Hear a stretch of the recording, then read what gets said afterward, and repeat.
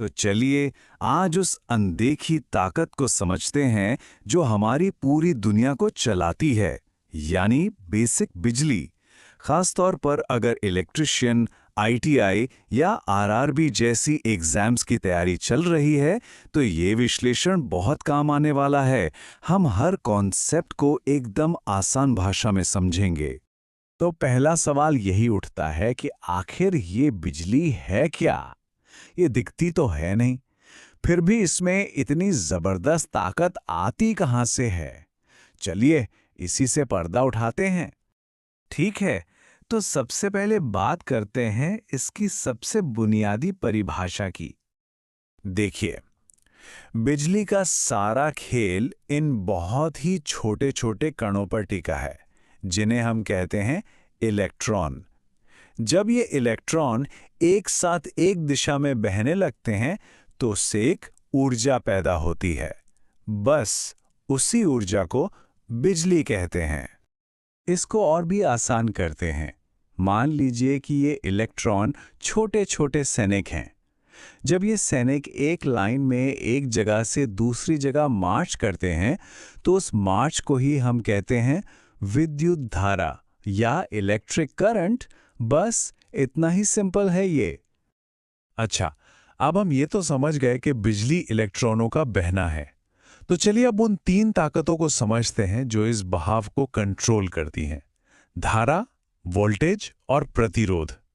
ये तीनों ही बिजली की दुनिया के सबसे बड़े खिलाड़ी हैं। तो सबसे पहले है विद्युत धारा यानी कि करंट। ये कुछ और नहीं, बस उन्हीं इलेक्ट्रॉनों का बहाव है। और इस बहाव को नापने के लिए जो यूनिट है वो है एम्पियर, जिसे हम ए से लिखते हैं। लेकिन सवाल ये है कि इलेक्ट्रॉन अपने आप क्यों बहेंगे? उन्हें बहाने के लिए कोई धक्का, कोई प्रेशर तो चाहिए ना। बस यही प्रेशर वोल्टेज है। जितना ज्यादा वोल्टेज उतना मजबूत धक्का और उतनी ही तेजी से इलेक्ट्रॉन बहेंगे। इसको हम वोल्ट में नापते हैं। अब देखिए, हर रास्ते पर कोई ना कोई रुकावट तो होती ही है। तो बिजली के रास्ते में जो रुकावट आती है उसे ही प्रतिरोध या रेजिस्टेंस कहते हैं। ये करंट के बहाव को धीमा करने की कोशिश करता है, जैसे हीटर का तार। वो करंट को रोककर ही तो गर्मी पैदा करता है। इसे हम ओम में नापते हैं। तो अगर एक लाइन में कहें, धारा का मतलब बहाव, वोल्टेज मतलब उस बहाव को देने वाला धक्का और प्रतिरोध मतलब उस बहाव के रास्ते में आने वाली रुकावट, ये तीनों मिलकर ही बिजली का पूरा सिस्टम चलाते हैं। चलिए अब देखते हैं कि ये पूरा सिस्टम किस नियम पर चलता है। और वो नियम है ओम का नियम। ये बिजली की दुनिया का सबसे बुनियादी और सबसे जरूरी नियम है। ओम का नियम हमें वोल्टेज, धारा और प्रतिरोध के बीच का एक पक्का रिश्ता बताता है। यह समझाता है कि ये तीनों एक दूसरे से कैसे जुड़े हुए हैं। और ये है वो आसान सा फॉर्मूला, V बराबर I इंटू आर, यानी कि वोल्टेज, करंट और रेजिस्टेंस को गुणा करने पर मिलता है।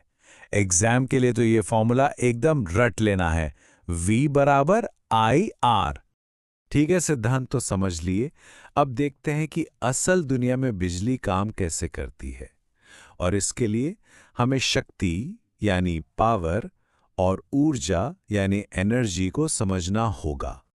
विद्युत शक्ति यानी पावर बस ये बताती है कि बिजली कितनी तेजी से काम कर रही है।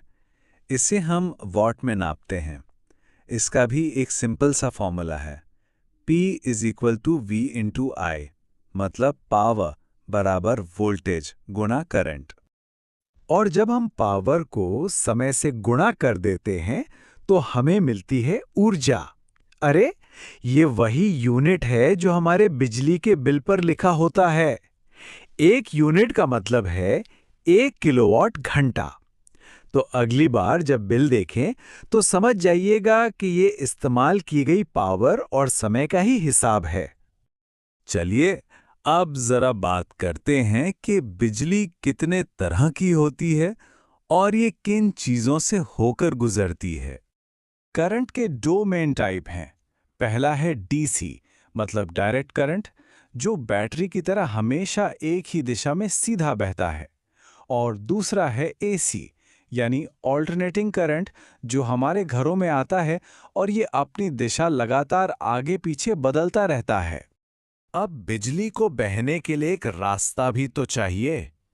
जिन चीजों से करंट एकदम आसानी से गुजर जाता है, जैसे कि तांबा, उन्हें हम कहते हैं चालक या कंडक्टर। और जिन चीजों से करंट बिल्कुल नहीं गुजर पाता, जैसे प्लास्टिक या रबर, उन्हें कहते हैं कुचालक या इंसुलेटर।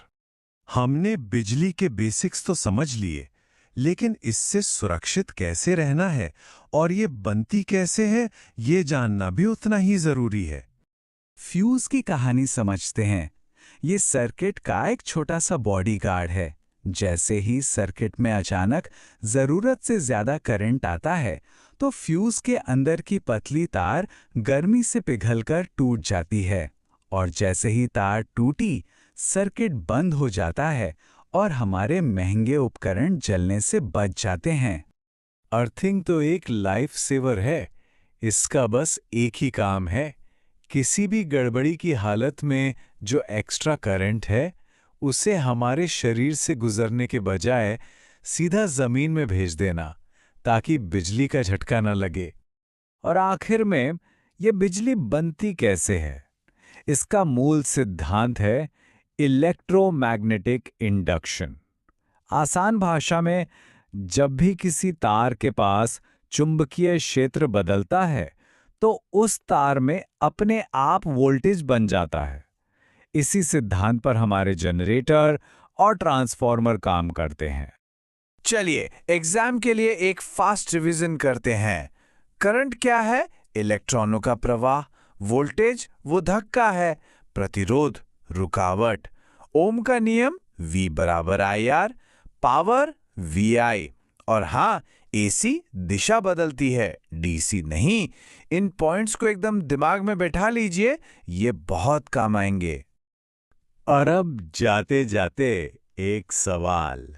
जनरेटर चुंबकीय शक्ति से बिजली बनाता है और बैटरी केमिकल रिएक्शन से। दोनों के तरीके एकदम अलग हैं, पर क्या सोचा है कि इन दोनों में बिजली बनाने का जो मूल सिद्धांत है, वो एक ही है? कैसे? एक हिंट देता हूं। सोचिए, आखिर दोनों का मकसद तो एक ही है, इलेक्ट्रॉनों को चलाना। इस पर विचार जरूर कीजिएगा।